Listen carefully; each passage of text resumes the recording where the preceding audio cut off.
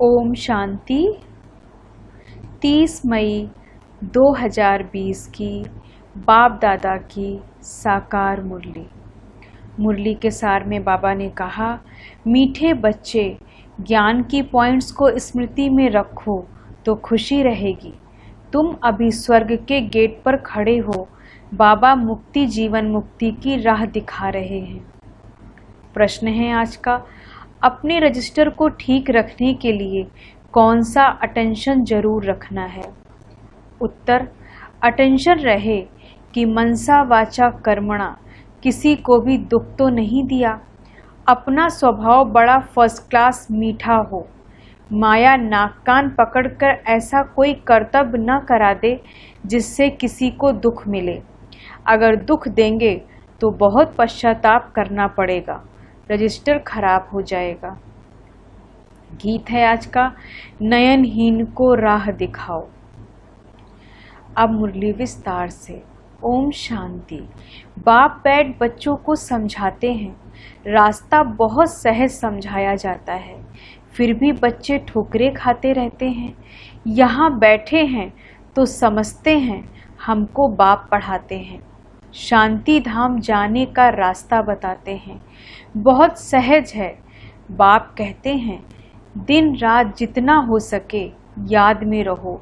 वह भक्ति मार्ग की यात्रा टांगों की होती है, बहुत धक्के खाने पड़ते हैं।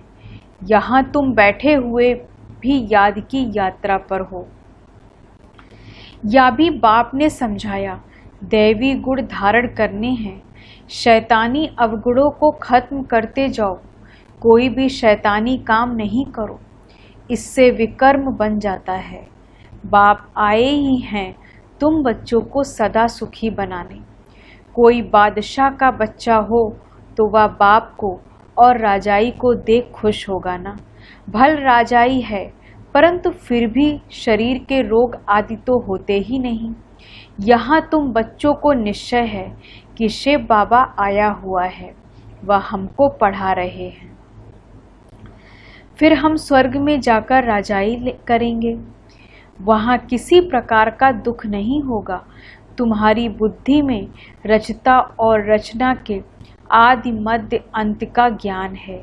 यह ज्ञान और कोई मनुष्य मात्र की बुद्धि में नहीं है। तुम बच्चे भी अभी समझते हो कि आगे हमारे में ज्ञान नहीं था। बाप को हम नहीं जानते थे। मनुष्य भक्ति को बहुत उत्तम समझते हैं, अनेक प्रकार की भक्ति करते हैं। उनमें सब है स्थूल बातें, सूक्ष्म बात कोई भी है नहीं। अभी अमरनाथ की यात्रा पर स्थूल में जाएंगे ना, वहाँ भी है वह लिंग। किसके पास जाते हैं? मनुष्य कुछ भी नहीं जानते। अभी तुम बच्चे कहाँ भी धक्के खाने नहीं जाएंगे। तुम जानते हो, हम पढ़ते ही हैं नई दुनिया के लिए, जहाँ वह वेद शास्त्र आदि होते ही नहीं। सतयुग में भक्ति होती नहीं, वहाँ है ही सुख। जहाँ भक्ति है वहाँ दुख है। यह गोले का चित्र बड़ा अच्छा है। स्वर्ग का गेट इसमें बड़ा क्लियर है। यह बुद्धि में रहना चाहिए। अभी हम स्वर्ग के गेट पर बैठे हैं। बहुत खुशी होनी चाहिए। ज्ञान की पॉइंट्स को याद करते तुम बच्चे बहुत खुशी में रह सकते हो। जानते हो, अभी हम स्वर्ग के गेट में जा रहे हैं। वहाँ बहुत थोड़े मनुष्य होते हैं। यहाँ कितने ढेर मनुष्य हैं, कितने धक्के खाते रहते हैं। दान पुण्य करना, साधुओं के पिछाड़ी भटकना कितना है, फिर भी पुकारते रहते हैं, हे प्रभु नयनहीन को राह दिखाओ। राह हमेशा मुक्ति जीवन मुक्ति की चाहते हैं, परंतु पुरानी दुख की दुनिया है, सो भी तुम जानते हो। मनुष्यों को पता ही नहीं, कलयुग की आयु हजारों वर्ष कह देते हैं, तो बेचारे अंधकार में है ना। तुम्हारे में भी नंबरवार हैं जो जानते हैं बरोबर हमारा बाबा हमको राजयोग सिखला रहे हैं। जैसे बैरिस्ट्री योग, इंजीनियरिंग योग होता है ना, पढ़ने वाले को टीचर की ही याद रहती है। बैरिस्ट्री के ज्ञान से मनुष्य बैरिस्टर बन जाएगा। या है राजयोग। हमारी बुद्धि का योग है परमपिता परमात्मा के साथ। इसमें तो खुशी का एकदम पारा चढ़ जाना चाहिए, बहुत मीठा बनना है, स्वभाव बड़ा फर्स्ट क्लास होना चाहिए, कोई को भी दुख ना मिले। चाहते भी हैं किसको दुख ना देवें, परंतु फिर भी माया नाक कान से पकड़ भूल करा देती है। फिर अंदर पछताते हैं हमने नाहिक उनको दुख दिया, परंतु रजिस्टर में तो खराबी आ गई ना। ऐसी कोशिश करनी चाहिए किसको भी मनसा वाचा कर्मणा दुख न देवे। बाप आते ही हैं हमको ऐसा देवता बनाने, या कभी किसको दुख देते हैं क्या? लौकिक टीचर पढ़ाते हैं, दुख तो नहीं देते हैं ना। हाँ, बच्चे नहीं पढ़ते हैं तो कोई सजा आदि दे देते हैं। आजकल मारने का भी कायदा निकाल दिया है।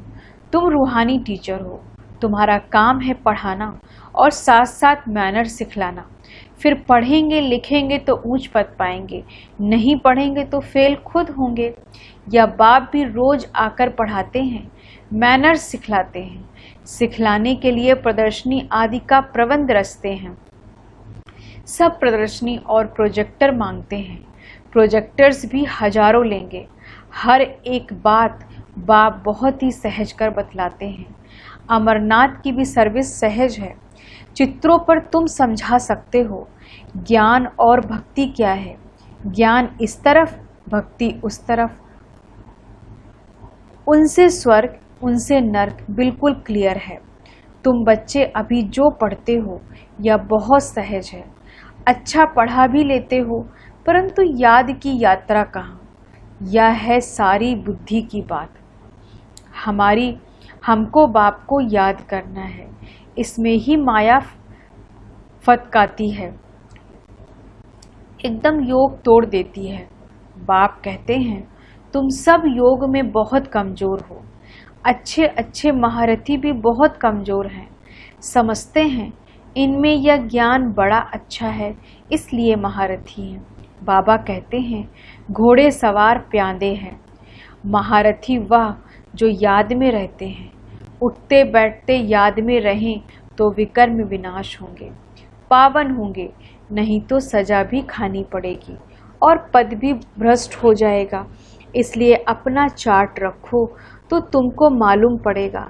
बाबा खुद बतलाते हैं मैं भी पुरुषार्थ करता हूँ, घड़ी घड़ी बुद्धि और तरफ चली जाती है। बाबा के ऊपर तो बहुत फिक्रात रहती है ना। तुम तीखे जा सकते हो, फिर साथ में अपनी चलन भी सुधारनी है। पवित्र बनकर और फिर विकार में गिरा तो कमाई चट हो जाएगी। कोई पर क्रोध किया, लून पानी हुआ तो गोया असुर बन जाते हैं। अनेक प्रकार की माया आती है, संपूर्ण तो कोई बना नहीं है। बाबा पुरुषार्थ कराते रहते हैं। कुमारियों के लिए तो बहुत सहज है, इसमें अपनी मजबूती चाहिए, अंदर की सच्चाई चाहिए। अगर अंदर कोई के साथ दिल लगी हुई होगी तो फिर चल न सके। कुमारियों माताओं को तो भारत को स्वर्ग बनाने की सर्विस में लग जाना चाहिए। इसमें मेहनत है, मेहनत बगैर कुछ भी मिलता नहीं। तुमको 21 जन्म के लिए राजाई मिलती है तो कितनी मेहनत करनी चाहिए। वो पढ़ाई भी बाबा इसलिए पढ़ने देते हैं, कहते हैं जब तक इसमें पक्के हो जाएं, ऐसा ना हो फिर दोनों जहान में चला जाए। कोई के नाम रूप में लटक मरते तो खत्म हो जाते हैं। तकदीरवान बच्चे ही शरीर का भान अपने को अशरीरी समझकर बाप को याद करने का पुरुषार्थ कर सकते हैं। बाप रोज रोज समझाते हैं बच्चे तुम शरीर का भान छोड़ दो। यह अशरीरी आत्मा अब घर जाते हैं, यह शरीर यहाँ छोड़ देना है। वो तब छोड़ेंगे जब निरंतर बाप की याद में रह कर्मातीत हो जाएंगे। इसमें बुद्धि की बात है, परंतु किसकी तकदीर में नहीं है तो तकदीर क्या करे। बुद्धि में यह रहना चाहिए कि हम अशरीरी आए थे, फिर सुख के कर्म संबंध में बंधे, फिर रावण राज्य में विकारी बंधन में फंसे। अब फिर बाप कहते हैं अशरीरी होकर जाना है। अपने को आत्मा समझ मुझे याद करो। आत्मा ही पतित बनी है। आत्मा कहती है, हे पतित पावन आओ। अभी तुमको पतित से पावन होने की युक्ति भी बतलाते रहते हैं। आत्मा है ही अविनाशी। तुम आत्मा यहाँ शरीर में आई हो पार्ट बजाने, या भी अब बाप ने समझाया है। जिनको कल पहले समझाया है वही आते रहेंगे। अब बाप कहते हैं, कलयुगी संबंध भूल जाओ, अब तो वापस जाना है। यह दुनिया भी खत्म होनी है, इनमें कोई सार नहीं है। तब तो धक्के खाते रहते हैं। भक्ति करते हैं भगवान से मिलने, समझते हैं भक्ति बड़ी अच्छी है। बहुत भक्ति करेंगे तो भगवान मिलेगा और सद्गति में ले जाएंगे। अभी तुम्हारी भक्ति पूरी होती है। तुम्हारे मुख से हे राम, हे भगवान या भक्ति के अक्षर भी ना निकले, या बंद हो जाना चाहिए। बाप सिर्फ कहते हैं, मुझे याद करो, यह दुनिया ही तमो प्रधान है। सतयुग है चढ़ती कला, फिर उतरती कला होती है। त्रेता को भी वास्तव में स्वर्ग नहीं कहा जाता, स्वर्ग सिर्फ सतयुग को ही कहा जाता है। तुम बच्चों की बुद्धि में आदि मध्य अंत का ज्ञान है। अर्थात आदि अर्थात शुरू, मध्य हाफ, फिर अंत। मध्य में रावण राज्य शुरू होता है। बाप भारत में ही आते हैं, भारत ही पतित और पावन बनता है। 84 जन्म भी भारतवासी लेते हैं, बाकी तो नंबरवार धर्म वाले आते हैं। झाड़ बुद्धि को पाता है, फिर उस समय ही आएंगे। या बातें और किसकी बुद्धि में नहीं होंगी, तुम्हारे में भी सब धारण नहीं कर सकते हैं। या 84 का चक्र बुद्धि में रहे तो भी खुशी में रहे। अब बाबा आया हुआ है हमको ले जाने के लिए। सच्चा सच्चा माशूक आया हुआ है, जिसको हम भक्ति मार्ग में बहुत याद करते थे। वह आए हैं हम आत्माओं को वापस ले जाने। मनुष्य मात्र या नहीं जानते कि शांति भी किसको कहा जाता है। आत्मा तो है ही शांत स्वरूप। या ऑर्गन्स मिलते हैं तब कर्म करना पड़ता है। बाप जो शांति का सागर है वह सबको ले जाते हैं, तब सबको शांति मिलेगी। सतयुग में तुमको शांति भी है, सुख भी है। बाकी सब आत्माएं चली जाएंगी शांति धाम। बाप को ही शांति का सागर कहा जाता है। या भी बहुत बच्चे भूल जाते हैं, क्योंकि देह अभिमान में रहते हैं, देही अभिमानी होते नहीं। बाप शांति तो सबको देते हैं ना। चित्र में संगम पर जाकर दिखाओ, इस समय सब अशांत हैं। सतयुग में तो इतने धर्म होंगे ही नहीं, सब शांति में चले जाएंगे। वहाँ दिल भर कर शांति मिलती है।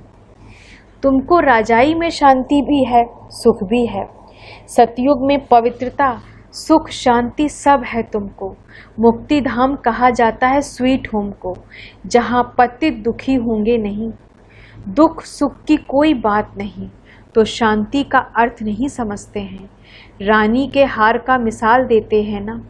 अब बाप कहते हैं, शांति सुख सब लो, आयुष्मान भव,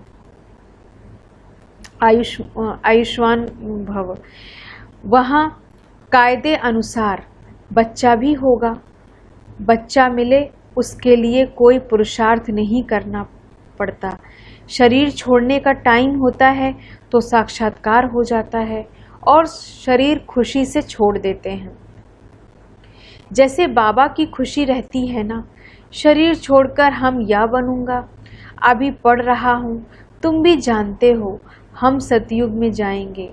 संगम पर ही तुम्हारी बुद्धि में यह रहता है, तो कितनी खुशी में रहना चाहिए।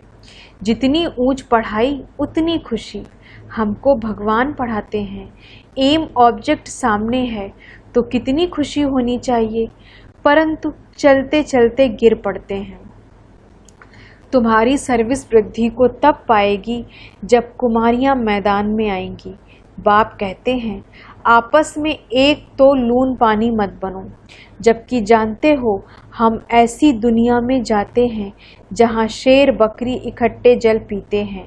वहाँ तो हर एक चीज़ देखने में ही दिल खुश हो जाती है। नाम ही है स्वर्ग, तो कुमारियां लौकिक माँ बाप को बोलें, अभी हम वहाँ जाने की तैयारी कर रहे हैं, पवित्र तो जरूर बनना है। बाप कहते हैं काम महाशत्रु है। अब मैं योगिन बनी हूँ, इसलिए पतित नहीं बन सकती। बात करने की खड़ाई चाहिए। ऐसी कुमारियां जब निकलेंगी फिर देखना कितना जल्दी सर्विस होती है। परंतु चाहिए नष्टो मोहा, एक बार मर गई तो फिर याद क्यों आनी चाहिए। परंतु बच्चों को घर की, बच्चों आदि की याद आती रहती है। फिर बाप के साथ योग कैसे लगेगा। इसमें तो यही बुद्धि में रहे कि हम बाबा के हैं, या पुरानी दुनिया खत्म हुई पड़ी है। बाप कहते हैं मुझे याद करो। अच्छा, मीठे मीठे सिक्के लधे बच्चों प्रति माता पिता बाप दादा का याद प्यार और गुड मॉर्निंग। रूहानी बाप की रूहानी बच्चों को नमस्ते। हम रूहानी बच्चों की रूहानी बाप दादा को गुड मॉर्निंग, नमस्ते नमस्ते। धारणा के लिए मुख्य सार। पहली पॉइंट, अपनी ऊंची तकदीर बनाने के लिए जितना हो सके अशरीरी बनने का अभ्यास करना है।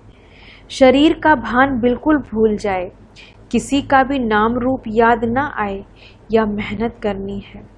अपनी चलन का चार्ट रखना है, कभी भी आसुरी चलन नहीं चलनी है।